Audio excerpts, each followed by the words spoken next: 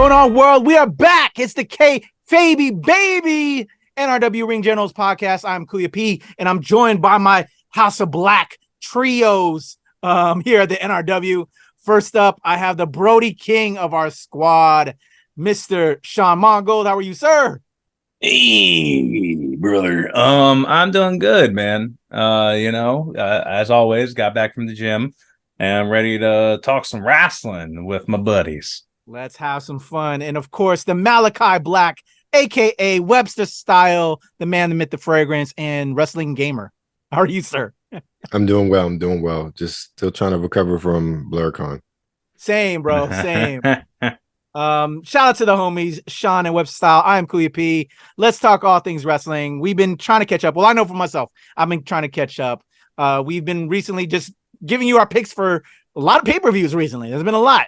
But we've been trying to catch up. I know Sean's been in tuned. I've been catching up. Webster's house trying to get in there.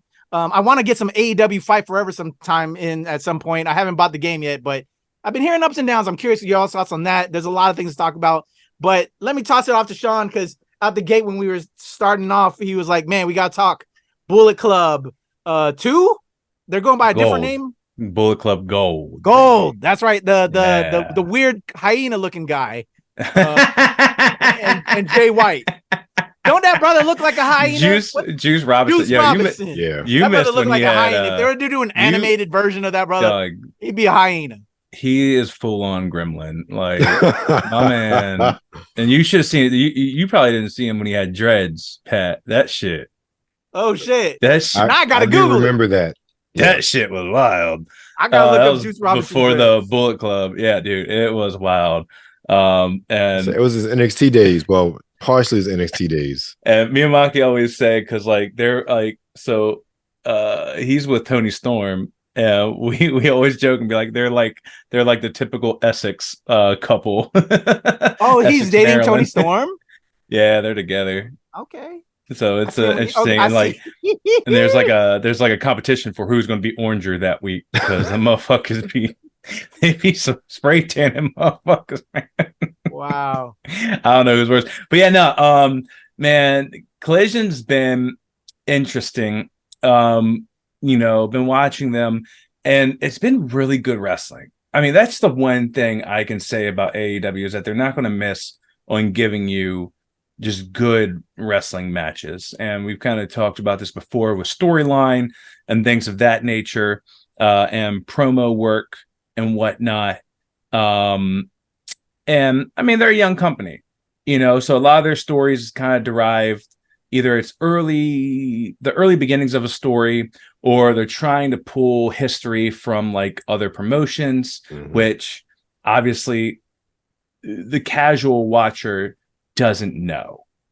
And AEW, I don't think really has the production level yet of WWE, where WWE has like these great montages of like the history of the feud, and like so like the casual watcher can like tune in, and then they always show these recaps of like the history of the bloodline, and the history of the Usos versus Roman Reigns, and the history of like Edge versus Randy Orton back when that was happening, and the history of Cody and Seth Rollins, what I mean? So they have a really good. Jesus Christ, what's wrong with you? Changing your background to this man. I saw that happen in real life. My man was wild, but yeah. So the one thing they're going to give you is these amazing matches, and Collision now with CM Punk kind of being at the helm, I think kind of sets up like really good story, because CM Punk's a storyteller. He's a very big character, in the ring, out of the ring, all around. I mean, there's a lot of discrepancy on him. People love him, people hate him, whether you like him or not. He's a draw, and he knows how to talk in the ring or talk on the mic, and and he's a pretty decent wrestler. Like, he's a good damn wrestler. He's not like the showstopper, you know what I mean? But like, he can wrestle, and he can also tell stories in the ring without talking. Right. And it's always like a weird, trifecta of what you need in order to be like the end all be all wrestler, in my opinion.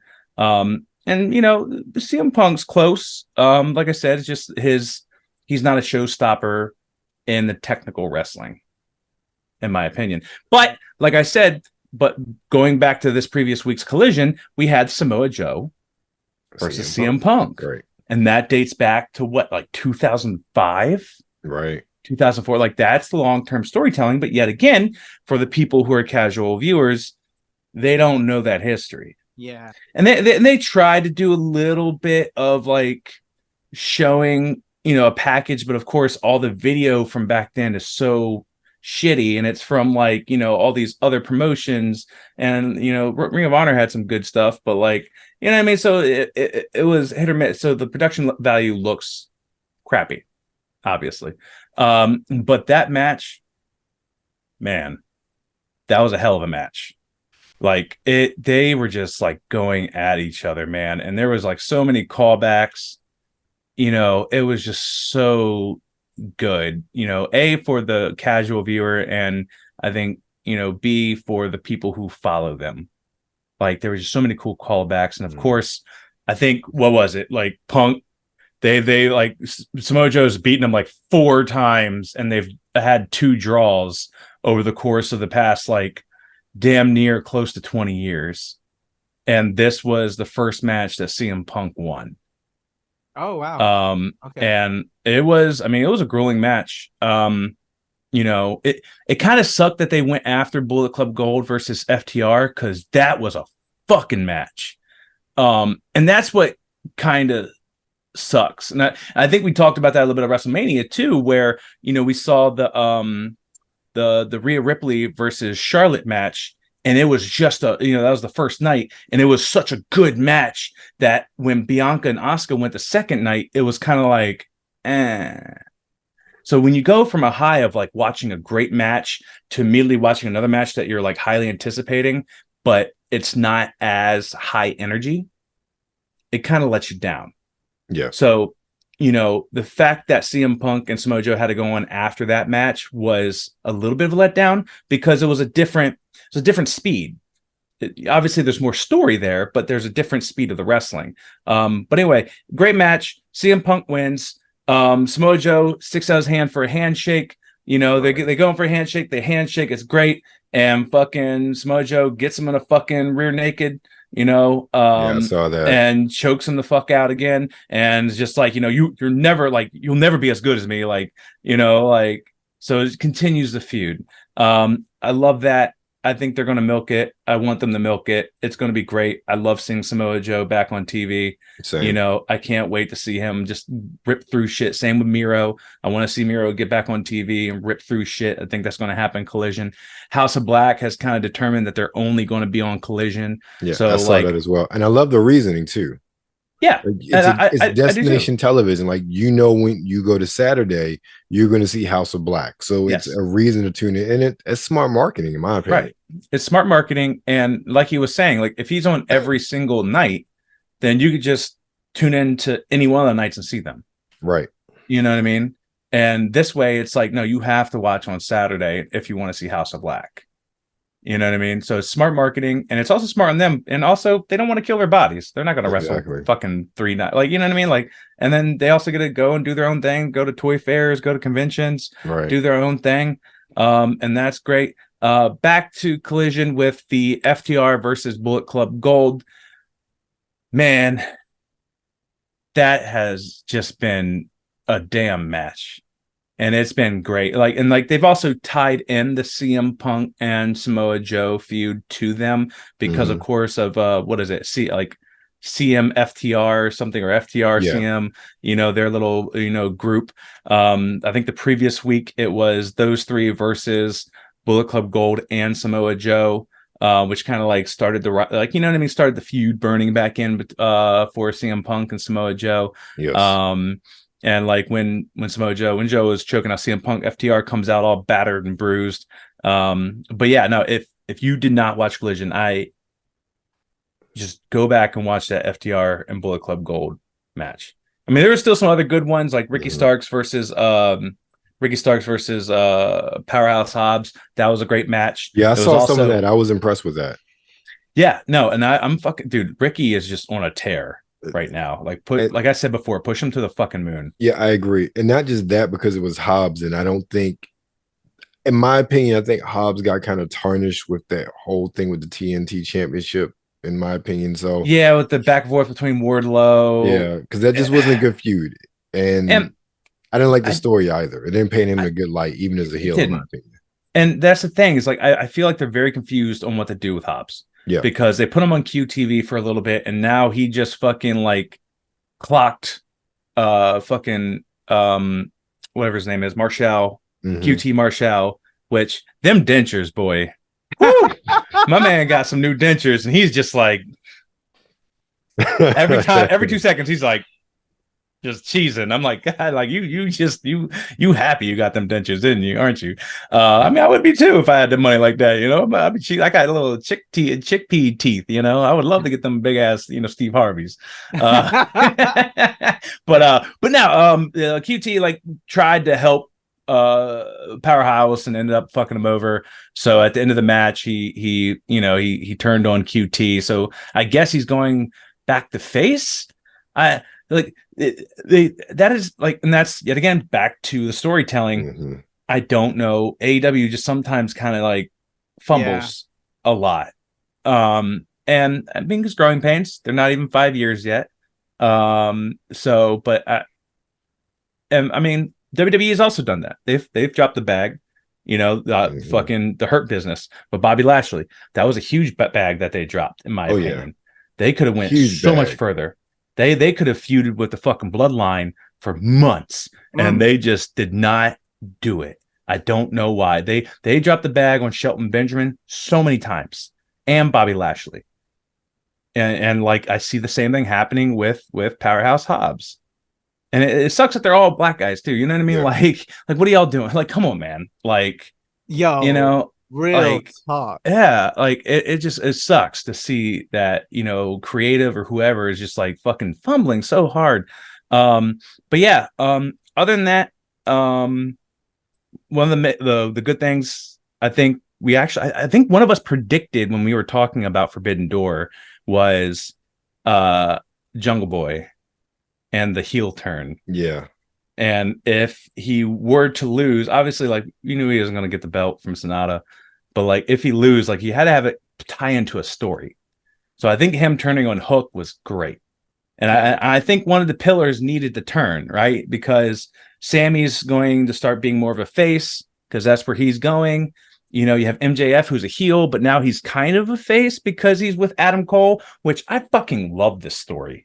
The fucking when MJF does the buddy thing, it's like the best thing in the world, in my opinion. It's so fucking good.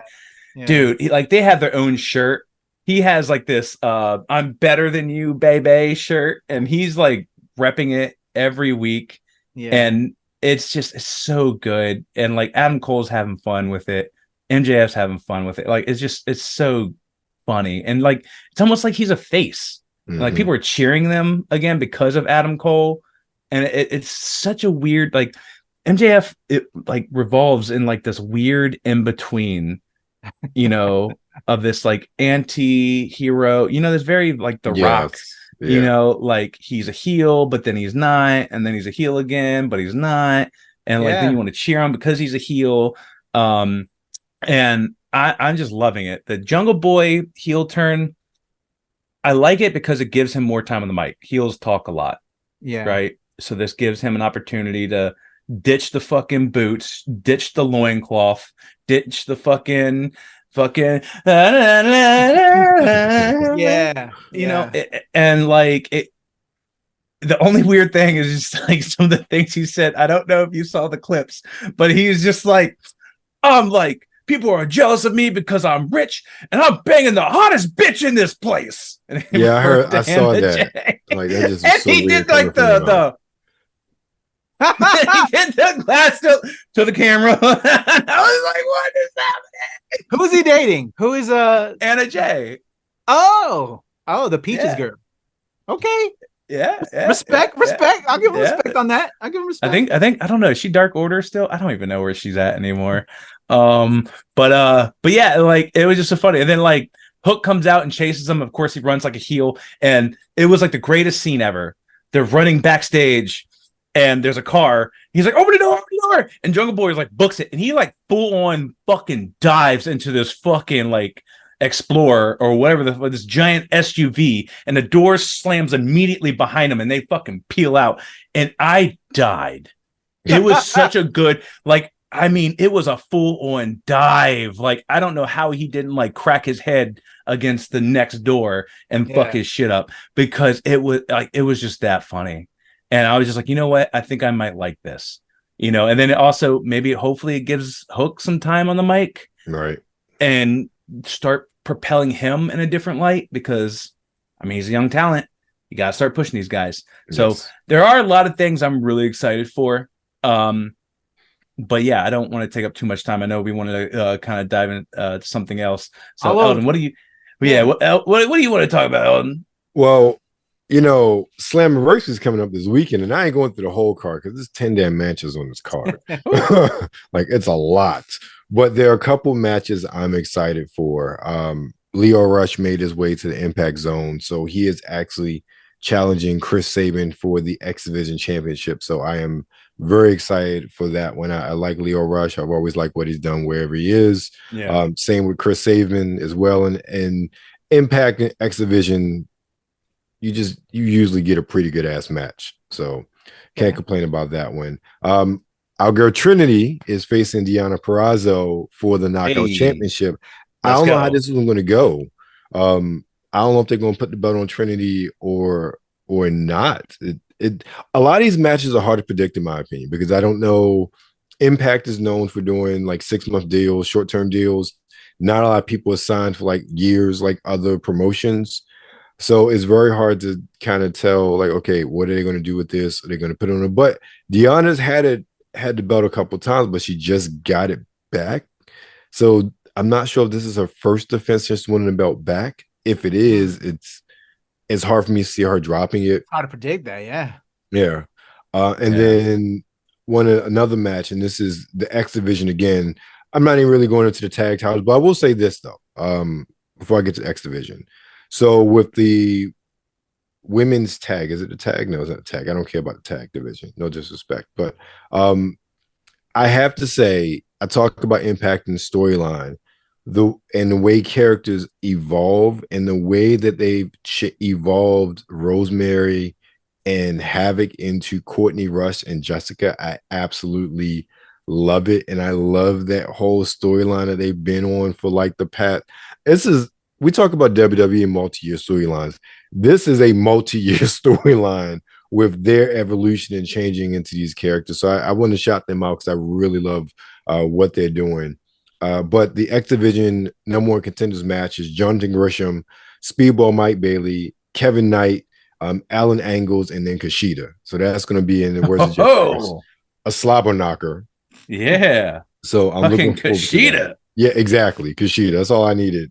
I haven't seen Alan Angles in a while. Yeah. Well, he went over to Impact, so he's been working with them as well. I think he's been with the Design, if I remember correctly. Wait, is Design the weird white motherfucker with the dreads? No. They were was it I'm thinking Stu Grayson. My bad. Yeah. I'm thinking the Forbidden Door when Stu Grayson came out with that weird shaman, that white shaman looking motherfucker. I was like, what the fuck is happening? Yeah, I got Alan Angles and Stu Grayson mixed up. They were Death by Design when I forget his name. Why did I forget his name? But they were like another faction. They morphed into the Design, and that was like Cody Deaner, Big Con from who used to be. Why did I forget the tag team that he was in NXT? Oh, well, it doesn't matter. And then Cody Deaner, and Alan Angles. So, but the championship, which is what I don't know how to peg it, because it's Alex Shelley versus Nick Aldis. And this is, if I remember correctly, this will be Shelley's first defense since winning the title. So I don't know how to peg this. And I like Nick Aldis. I really like what he did when he was NWA champion, and I really hate how that all played out. But I think he got a lot of credibility in the way he really defended the championship and really brought the championship back to prominence. So he's a very good fit for Impact World Champion. However, Alex Shelley just won the belt. I have a hard time believing they will have him lose on his first real defense.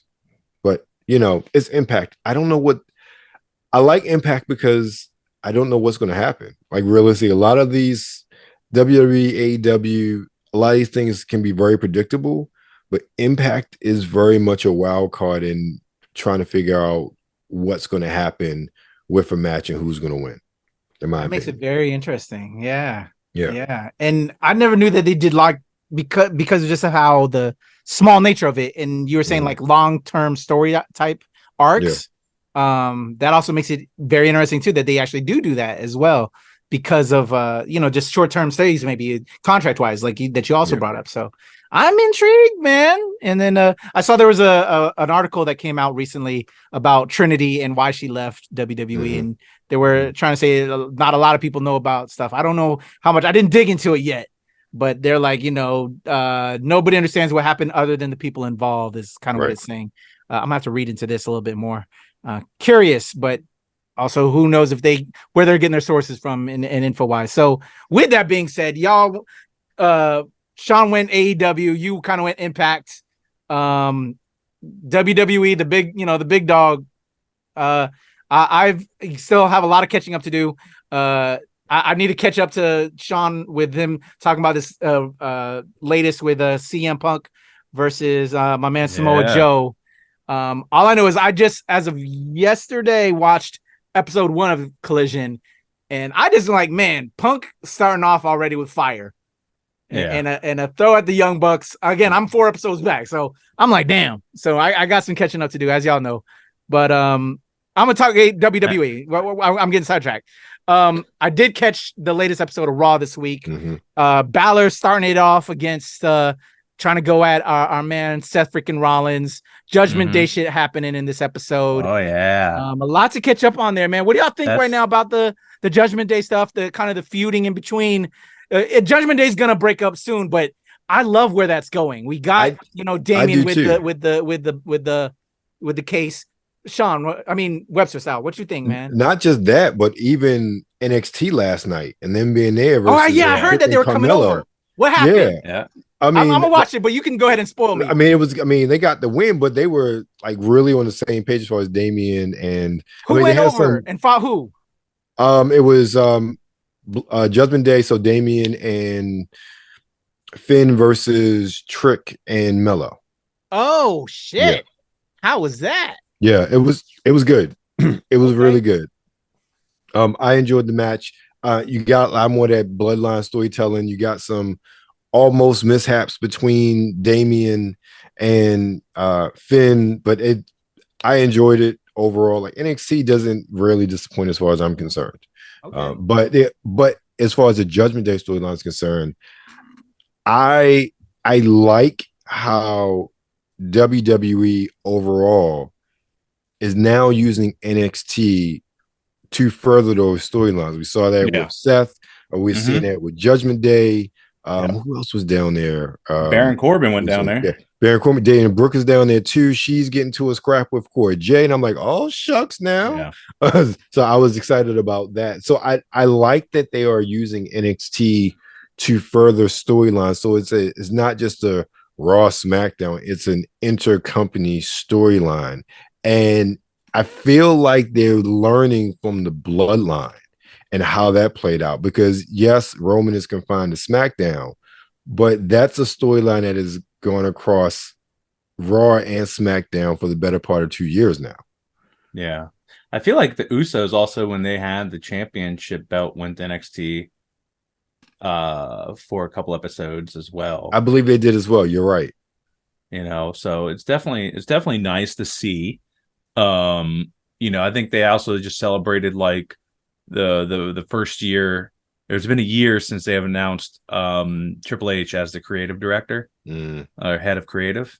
So we finally have a full year. But reading the dirt sheets, Vince still has his hand in shit, making certain decisions here and there.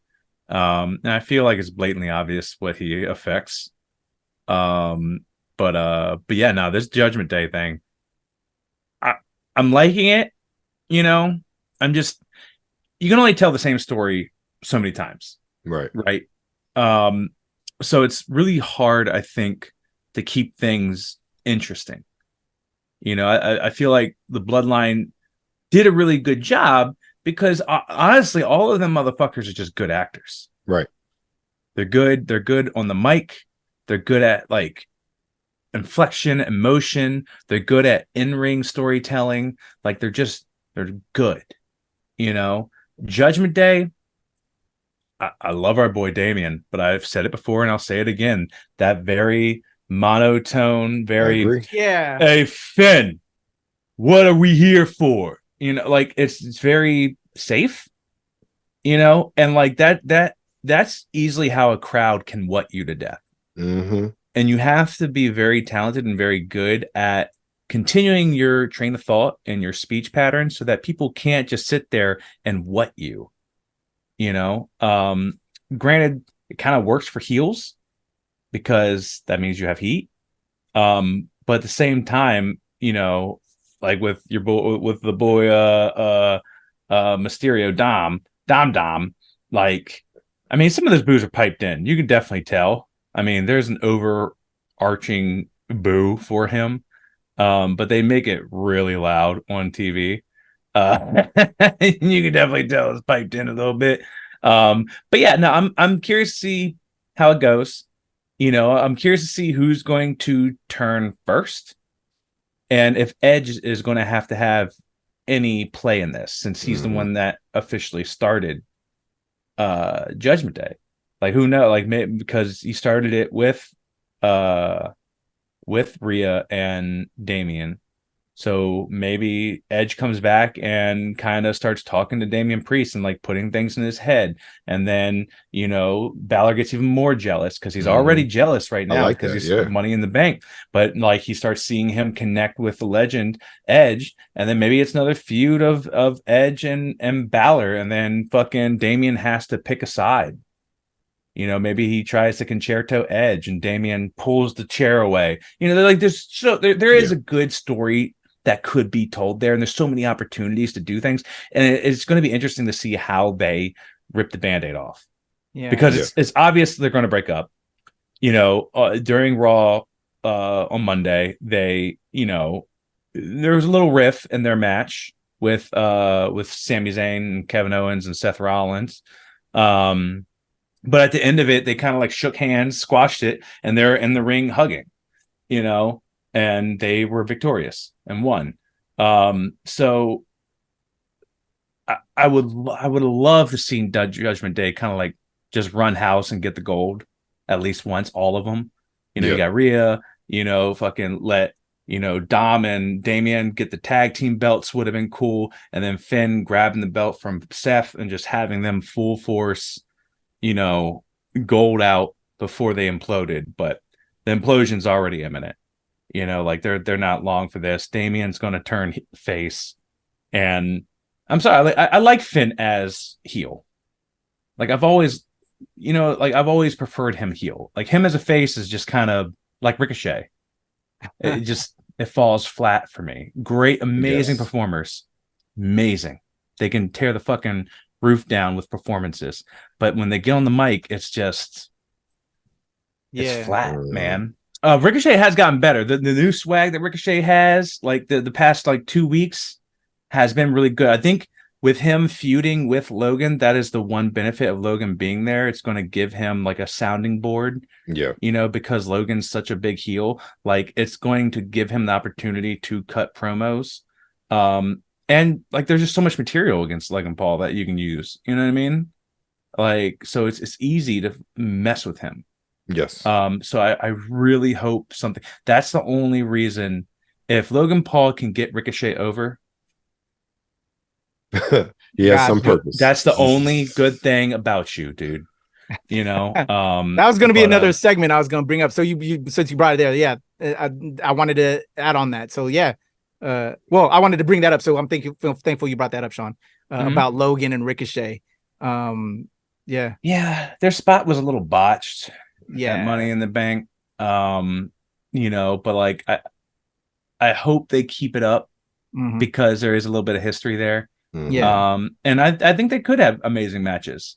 Logan definitely has the ability to put on, like, he's physically capable of putting on an amazing match. And he has the drive to do it. I just hate him as a human being. But yeah, no, I'm really excited about that. So there's a bunch of things I am excited for. But then on the adverse side, Charlotte's back again, which I'm not. Well, we'll get there. Well, let's get there. Let's get there. Sorry. Let's. So what do you think about Logan Ricochet? Quick, website style. No, I agree with Sean. I think that's the only benefit of Logan being there, giving Ricochet a chance to shine. Because I don't think this is his biggest push since the whole thing with Strowman before Strowman got injured, and even then, it didn't really focus on him. Yeah. And I like that he's getting this push, kind of like his NXT days in many respects. So I'm enjoying it. So that's the one benefit to Logan Paul being there. I'm all for it. Okay. Yeah, and I agree with you too, Sean. Yeah, everything you said. I think it will help Ricochet more. And yeah, I fucking hate Logan Paul too. If this helps out Ricochet, all the more better. I'm about that. Real quick before I want to also talk Charlotte. I'm happy you brought that up. A couple of other things too I wanted to add.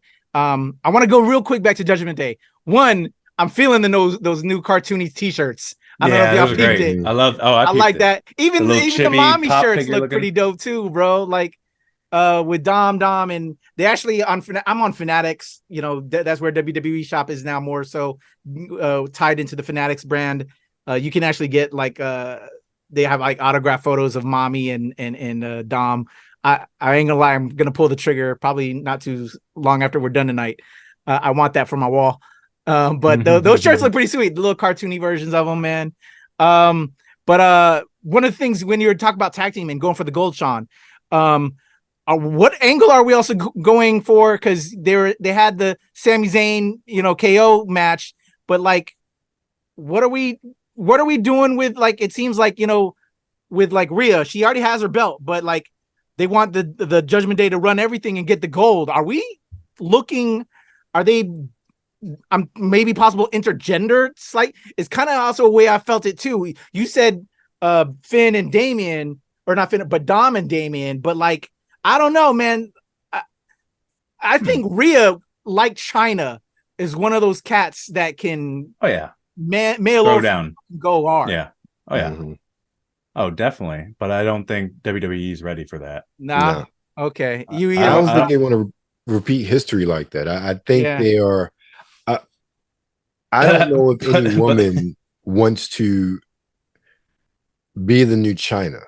True. And out of respect, but also I would think, especially with thinking somebody like Rhea, how she's evolved, I think many of them want to really stand on their own, and especially if they have that sort of stature, and not be compared. Everybody, Rhea already gets compared to China just because. I don't think anybody wants to really go professionally down that route to really make that one-to-one comparison. I would think that they want to really stand on their own, and that's the impression I get. It's not like I know these people and talk to them. No. But I think the way storyline-wise, why are they bringing that up? I don't know if y'all are. I'm just slightly confused personally. Yeah. And then bringing up who's the next challengers, who would be the next challengers to KO and Sammy. I don't know, man. And that's like the tag team divisions in shambles because they've been. And I'll bring up another thing that there's a pro and a con to it, right? So it's Alpha Academy. I'm going to give Chad Gables his motherfucking flowers. Yes. Because no matter what this man is given from creative, he is like fully into it. The Shorty G shit. The Shorty G shit, I couldn't stand it, but he fucking dove right into it.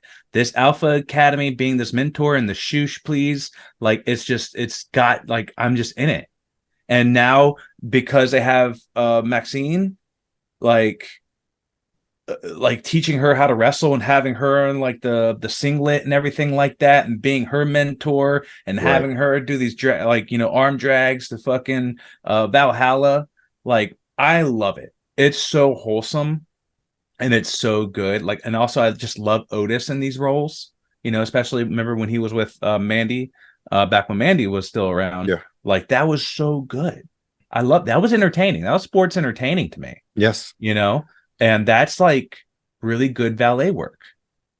Like, that is how you shine as a valet, is like to be those roles. But the only thing I'm really confused about is like they've been feuding with the Viking Raiders for so long, and it makes zero sense. Yeah. Right.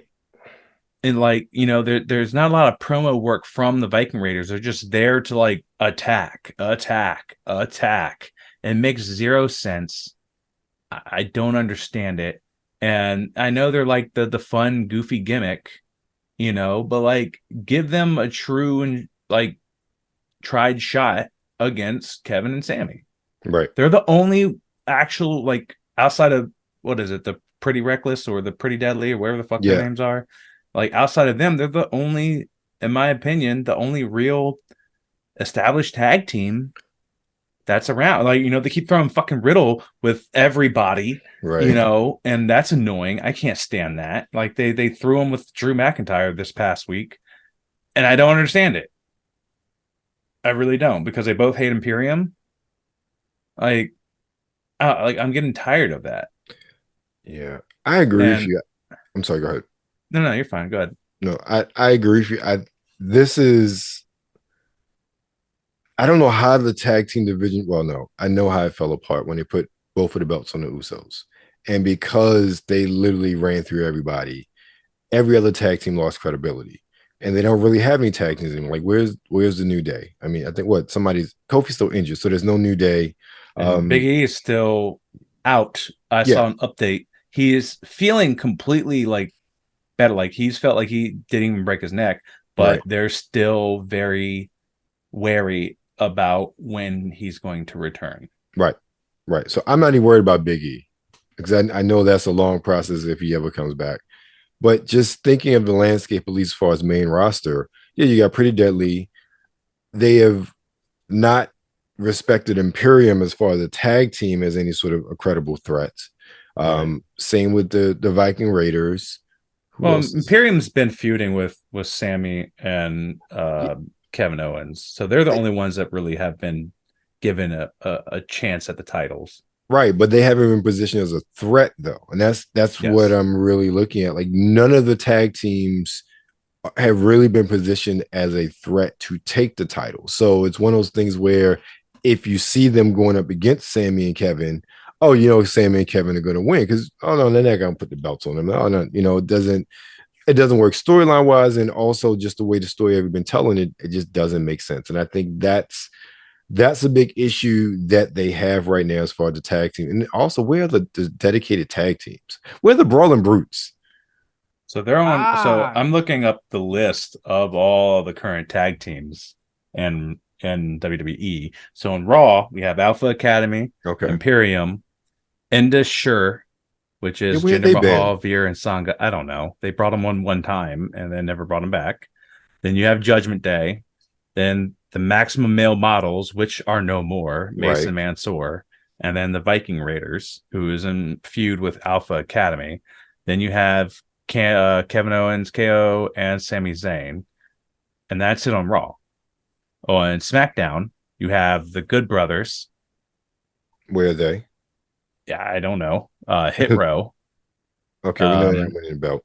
LWO, which they haven't really had a tag team match in a while. I mean, Santos Escobar is kind of gotten a push, and so has Selena, but not the rest of them. Right. Pretty Deadly. The Bloodline, the Brawling Brutes, the Usos, and Street Profits. So, and that's my thing. It's like, what the fuck are they doing with the Street Profits? Yeah. Man? Like, they have dropped the ball yet again on the black men. They've dropped the fucking ball. Like, the fact that they haven't had these titles and had a very good run, just for, you know, in order to tell the Bloodline storyline. That's why. Yeah. But like, you've missed such a good opportunity, man. It's been very detrimental to that tag team division. It's been gangbusters for a lot of aspects of the company and storytelling, but it's been a death knell for the tag team division. Yeah, and and it sucks because like Montez, both of them are good single. Like there was a point in time where they kept giving them singles matches, right? To hype them up, and then I don't know what happened with that. But like inevitably they're gonna have to break up, right? Because I think they do want to push one or the other. Like there's talk about certain people backstage like really loving Angelo Dawkins, and some people are just like all about Montez Ford. So Yes. I think there's going to be like a big like civil war, but like it would have been great if they could have been like very, very prominent tag team champions for like a good chunk of time in order to serve more purpose towards this breakup. Yeah, I agree. And I feel like that was a ball that was severely dropped. Agreed. But yeah, that actually reminds me of something I did see. Again, I'm trying to play catch up, as y'all know. There was a loser leaves the NXT. Exactly. Yeah. And I was wanting to hear your Creed thoughts on brothers. this Webster style. That would be Creed refreshing to see them on the main roster. So That would shake. They're still young and still green, but they're great in the ring. They have a great presence. Their aesthetic, not so much like their look, but they're sort of very much like an old Varsity Club. Varsity Club, or even Steiner like Brothers. straight pure, Steiner Brothers, straight pure wrestling, kind of like America Alpha was. So I think that they would be a good addition. It's just, again, I don't know how well they're going to do with the current way the tag team division is done. I don't think, even if we bring back DIY, how well are they going to do in this current environment with this storyline? And will they make Sammy and KO give up both belts? You know what I'm saying? Like, I think they're stuck in a corner still with the way they have that set up right now. They definitely are. Like, I don't really know who beats them for those titles.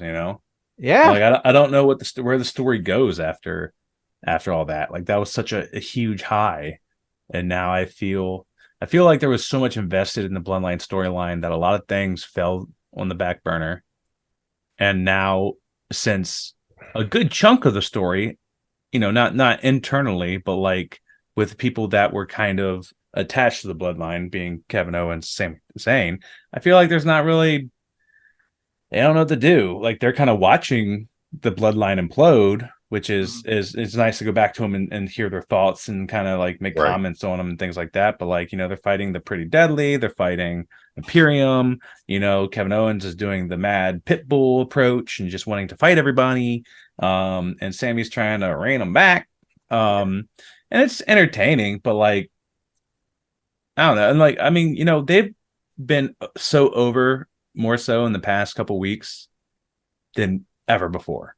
Yeah. Like people are they're all about these two. And if you would have told me this shit like 2 years ago, I would have been like, dude, you're fucking lying. Like, no fucking way. Watching KO just get neurotic when they get interrupted is gold, so funny, bro. Yeah. It is. It really is. It's gold. It is. It is really good. But yeah, man, it's going to be interesting. Speaking of interesting, I know we're talking about WWE, but AEW Dynamite is tonight. Okay. And Blood and Guts Dynamite is next week. Oh, whoa. And so you have the Blackpool Combat Club versus the Elite for Blood and Guts, and essentially a War Games style fucking match. That's their 5th members. And they're announcing their 5th members tonight. And there is speculation, obviously, the Elite is going to get Kota Ibushi just because of Kenny. And then Blackpool Combat Club, there's a bunch of speculation, right? There's a lot of people thinking Chris Jericho is going to be the person because he's been talking, he's been interacting with Don Callis and things like that. And Don Callis is now kind of attached to Blackpool Combat Club, a little bit. And also they've been kind of toying with the idea of the JAS kind of being no more, like kind of run a ship, because he's told, Sammy and Danny Garcia to kind of do their own thing. Right. So people are speculating really hard that's going to be Chris Jericho, which, obviously puts him in another feud with Kenny and the Young Bucks and Cowboy. But I don't know. Like, I wouldn't be hyped for that. Same. Like I don't know who I would want it to be.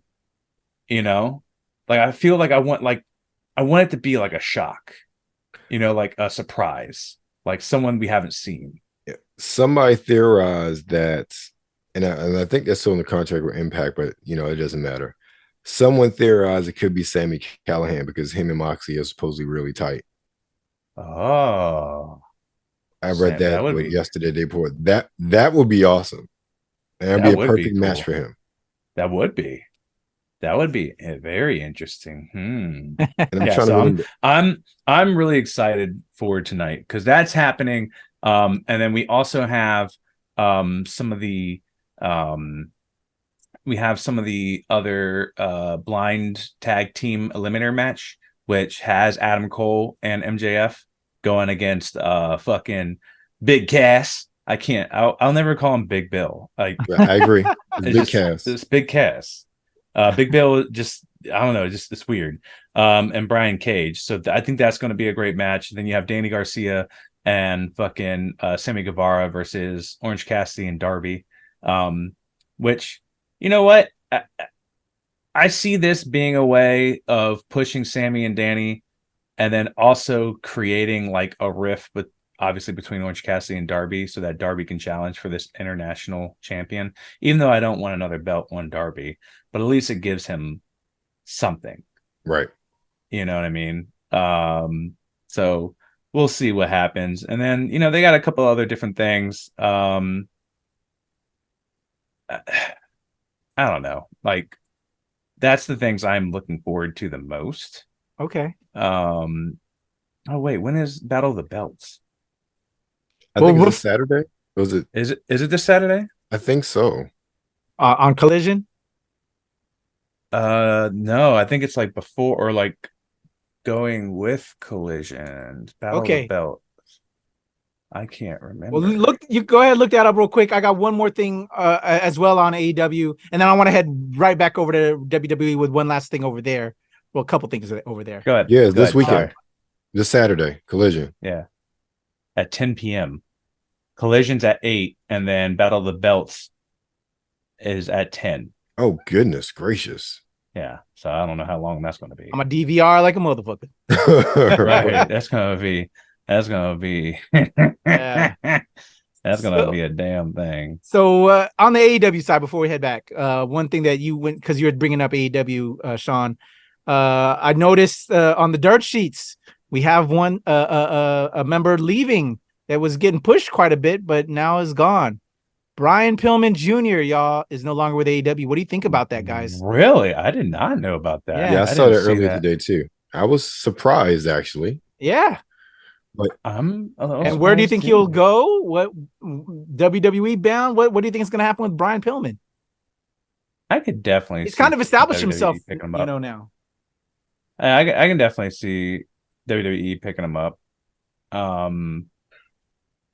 Yeah, I didn't know. Like, I don't know. He's a good wrestler. He's good on the mic, and he was doing a lot of dark things. I think he was working with Brock for a little bit. Brock Anderson. Yeah. Because his other dude, I forgot the guy's name, Grant or something from the Varsity Blues or wherever the fuck their names were. Yeah, Varsity Blondes. Yeah. Blondes. There it is. Yeah. So I don't know. I don't know how to feel about it because I just didn't have a strong connection to him. Yeah. So I'm kind of like I said, it's like nostalgic feeling because of being the son, and I don't know, decent wrestler, not blow me away wrestler. What do you think, Webster Style? Well, I don't think it's really inconsequential, but this brings up, I guess, a point that we talked about a long time ago when we heard about Collision.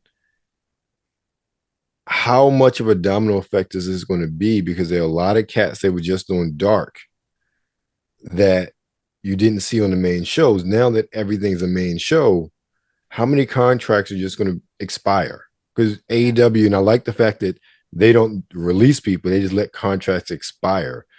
Are we going to see this sort of mass contract expiration, say, in the next 6 months? Because you talk about AEW's, 3 years, 4 years old? I'm assuming a lot of people's contracts are coming up shortly who've been there for a while, who we only saw on dark. Very true. I mean, with Collision opening up, I mean, they have, between Dynamite 2 hours, Rampage 1 hour, Collision 2 hours, they now have 5 hours of televised wrestling. Right. Weekly. And also, I've been reading the dirt sheets about the Warner Brother deal with AEW. And they really like the numbers. Like, they're like really hounding after AEW. And one of the rumors is if they do get into a deal, it's going to be like astronomical for AEW if they get the deal, first of which. But they also want to do monthly pay-per-views. Because right now we have like quarterly pay-per-views. Right. But Warner Bros. Was like, no. If we make a deal, we want a monthly thing. And they want to put it on Max. So it's not going to be extra money, thank God. Why is AEW not on Max streaming anyway, as far as like the replays? They're working out the deal, I think. That is, if they get this deal with WB, then I think that is what is going to happen. Because that would actually make me think about investing in Max. Right. Just because of that. Yeah. And I think that is the idea, right? Like, I mean, they're winning their time slot. You know, they're not beating, viewers at AEW, but like they're winning their time slot for their nights. Right. They're being number 1 rated. Collision's been a little rocky. It's like down to like 500,000 viewers. Like the first night when CM Punk debuted, it was close to 1 million. Right. When CM Punk Samoa Joe came out, it went up like 180,000 just because of that match. But yeah, so it's also a weird time. Like, it's fucking Saturday at 8. People are out. Yeah, exactly. and it's the summertime. We talked about before too. Yeah, summertime. And also, there's a lot of things competing with them too. So there's like racing, fucking basketball. I think. Yeah, I don't know sports outside of wrestling. So more to follow, I think, on all that. Let me head back over, close it out. I just have one more thing that I would love y'all's feelings on, especially my man Webster Style, because I know how big he is on this particular wrestler. This past Raw, we had Zoe Stark and Trish Stratus versus Becky Lynch, a match that on the dirt sheet said might not was going to happen because apparently Becky was injured. But I'm all about Becky, but I'm also about Zoe and where they're going to push her. And man, she got to win over Becky, man. Right. Zoe, Webster Style, what do you think about Zoe getting that win? That W, man. You think we're going to go somewhere with her? I think they're going to push her, especially with the way, I won't say the state of the women's division because they've created the state of the women's division. But realistically, they spend so much time on Becky and Trish and all of that. And even though it's still an evolution of that, it's actually better because of Zoe's involved. They spent a lot of time on lackluster storylines when it came to the women, in my opinion. Solo. Grouping them together when it, like, they messed up Damage Control by putting them in that storyline. Like, really, like, what the hell? I like what they're doing, but I'm really have to sit back and wait long term to see because they could screw this up really easily. I thought that was when it started. I'm sorry to cut you off, but when it started, I'm like, we're already getting this matchup, was my thought. Because again, I haven't been tuning in. I'm trying to catch up. And I was like, we're getting Becky versus Zoe. This ain't a pay-per-view. What the hell is happening? But then when she got the W, I was like, because I was not expecting that because they're having Zoe goes Becky, an established legend, right? They're not going to let her win. Or it's going to be something. But it happened. They let her get the W. So yeah. I was shocked. So I don't know. That's why I'm curious your thoughts. Sean, do you have any thoughts on Zoe Becky, man? I'm bored. The Trish thing. Well, yeah, because and that's another thing. Every time Trish comes on TV, she's just not good, man. She's not good on the mic. I don't disagree with you there. She was just fucking up things like the past 2 weeks. It's weird.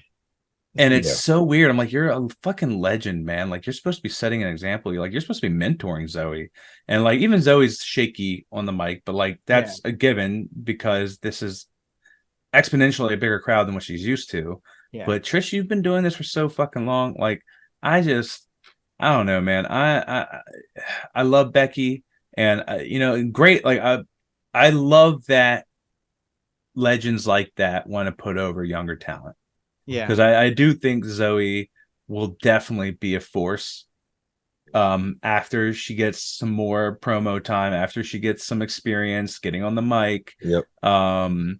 So I don't know. It's a thing. I mean, of course there was like some fuck shit to the win, it wasn't a clean, pin, but I don't know. Like, I love it for the fact that they're trying to push Zoe. Yeah. I don't love it that Zoe's paired with Trish because, in my opinion, Trish, she's a legend, obviously, but she is just not good. Got it. And like I said before, it's kind of like they're just throwing shit at the wall.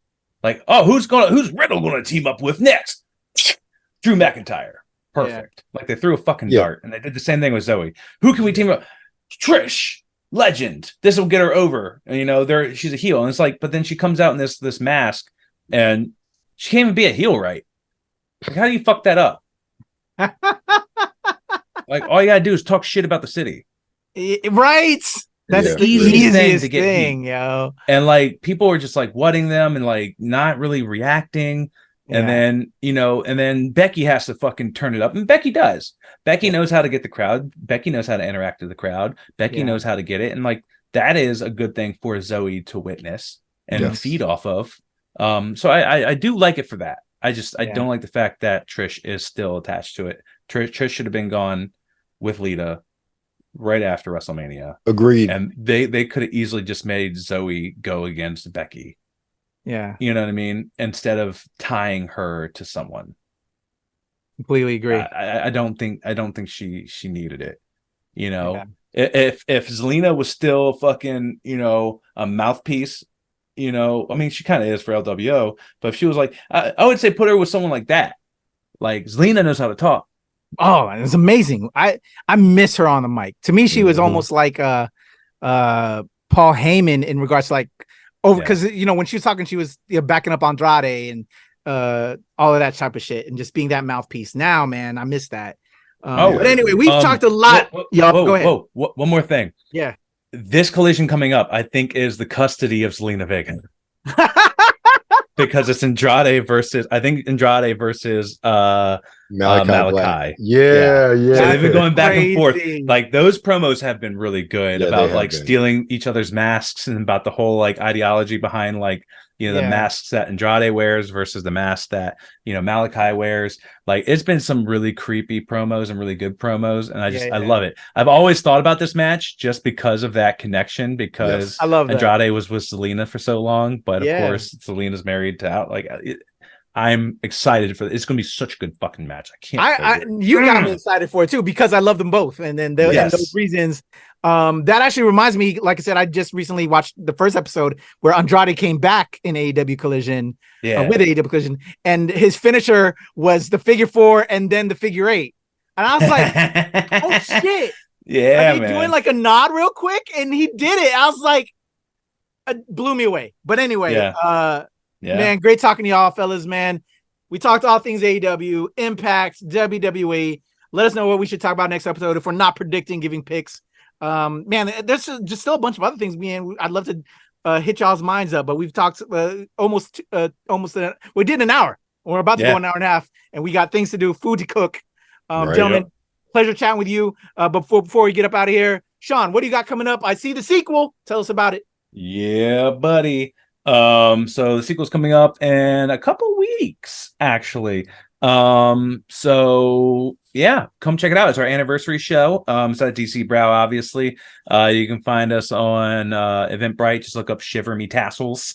We did a great photo shoot the other day at Great Falls. It was great. It's going to be an amazing show. I can't wait. I'm super stoked and got some more exciting things coming. We have a festival coming up later in the year for Nirvana 2, which we're about to announce some headliners, and we have some exciting things coming up. I can't wait. Let's talk about that more on the side as well. Promote it as we can on the channel. My man Webster Style, I know we got Checkpoint we're going to be taping later, but what else you got going on with the Webs of Style, Sartorial, and Geek podcast magazine? Just dropped today an interview with Rob Faulkner. He is the host of the Eye on Sci-Fi podcast. So we chopped it up, talked about Babylon 5 and just, growing up, being a blurred and sort of stigma came around that growing up in the 70s, 80s as a child. So we had a good conversation there, and be on the lookout for all of my coverage from BlurCon as well, which should be up by the end of the weekend. Got some other interviews that I'm working on, so you guys will see that soon. There you go. Shout out to my man Webster Style, my man Sean Mongol. Check it out. I'll have all the links to everything they're doing in the description below. And for me, it's the Legend Kuya P on Twitter, TikTok, IG, Hive. Ton of shit, man. I ain't got time to talk about it, man. just keep the channel, subscribe. Do that by following us at the NRW, and News Wednesday, where nerds rule the world. We busy, y'all. Appreciate you, Sean. Appreciate you, Webster Style. Subscribe, y'all. We are out of here in a 1, 2, 3. Peace, y'all. Peace. You come in my face, I'm gonna fight you. Well, you're not gonna bust a nut anytime we're in the ring. I'm gonna get off by cranking your knob just a little beyond the breaking point. When I get my hands on you, I'm gonna eat your ass like a pot of collard greens, baby.